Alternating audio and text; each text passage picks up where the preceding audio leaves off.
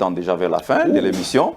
Je voudrais aujourd'hui, par rapport, vous voulez que les hommes restent spirituels, que vous enseignez aussi au sein de l'Église. Que faire pour qu'un homme reste spirituel? La première des choses à faire pour qu'un homme reste spirituel, c'est ce que j'ai dit, le respect du sacré. Un homme de Dieu doit savoir qu'il y a ce qu'on appelle le sacré. Ok. La Bible est sacrée. L'église est sacrée. La chair est sacrée. Les choses qui appartiennent à Dieu, ce sont des choses sacrées.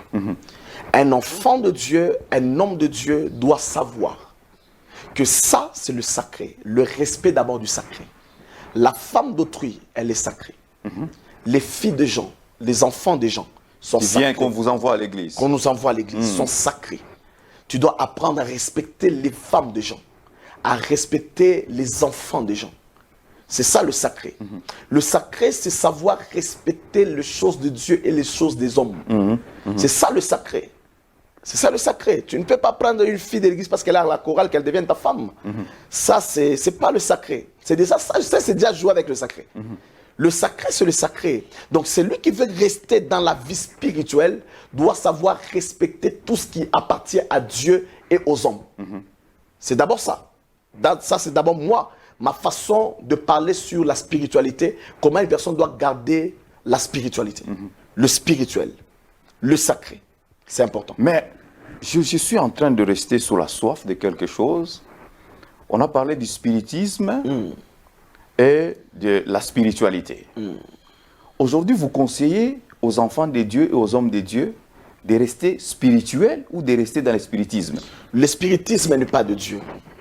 Le spiritisme n'est pas de Dieu. Si on avait le temps, je devais parler sur les trois royaumes. Ok. Je devais parler sur les trois royaumes parce qu'il y a le royaume de Dieu. Il y a le royaume du diable que nous connaissons parce qu'on parle toujours de ça. Oui. Il y a aussi le royaume qu'on appelle le royaume neutre. Ok. Ces royaumes neutres-là, c'est ce qui crée beaucoup de problèmes.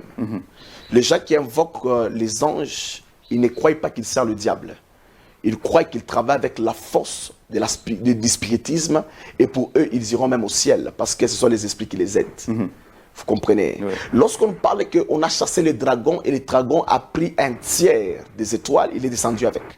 Le tiers des étoiles qu'on nous parle dans la Bible, on ne parle pas des étoiles astres, on nous parle des étoiles anges. Ok. Des anges qui sont descendus, qui sont venus. Et ces anges-là, il y a des anges qui ont refusé de fonctionner avec le diable. Ils se sont cachés derrière les astres. Ok. Vous comprenez? C'est pour cela, lorsque vous lisez Actes des Apôtres, on dit, lorsque Paul faisait le miracle, je pense avec quelqu'un là, je pense que peut-être Silas, on dit, Jupiter et Mercure nous ont rendu visite. Or que Jupiter et Mercure sont des astres. Des astres, ouais. Vous comprenez? Ce sont les noms des entités qui se cachent derrière les astres et qui se manifestent. Donc même chez les Juifs, les gens qui sont dans le judaïsme, ils savent qu'il y a des esprits qui fonctionnent pas attachés au diable, pas attachés à Dieu. Mais ce sont les esprits neutres et on les invoque. Ok. Vous comprenez? C'est ça le spiritisme aussi. Mais les enfants de Dieu qui nous suivent, comment ils peuvent comprendre au sein de l'église si leur père fait ça? Nous devons les aider aujourd'hui. La chose qui doit nous aider, nous, en tant qu'enfants de Dieu, de découvrir que d'abord, ça, ce n'est pas de Dieu, c'est ce que je dis, le nom. Ok. Le nom. Parce que même la prière est faite d'un nom. Un nom. Ok. Ok. La prédication est faite d'un nom.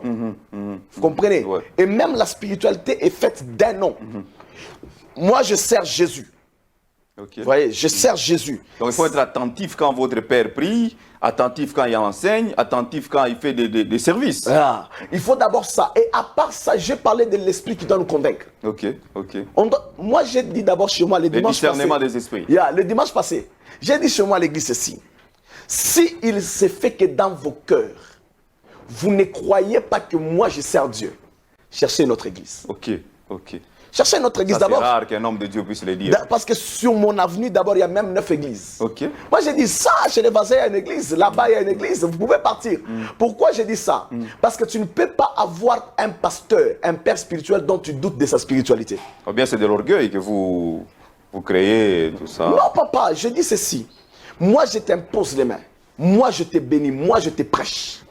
Si tu doutes déjà de mon Dieu, c'est un problème. Ok. C'est déjà un problème. Si tu crois que tel homme de Dieu a Dieu, va chez lui carrément. Parce que moi, je risque de prier pour toi et de créer peut-être la malédiction. Parce que tu ne crois pas à mon appel. Vaut mieux que tu croies à mon appel et que tu viennes. J'ai dit ça à tout le monde. Voilà. Et ça c'est vrai. Merci.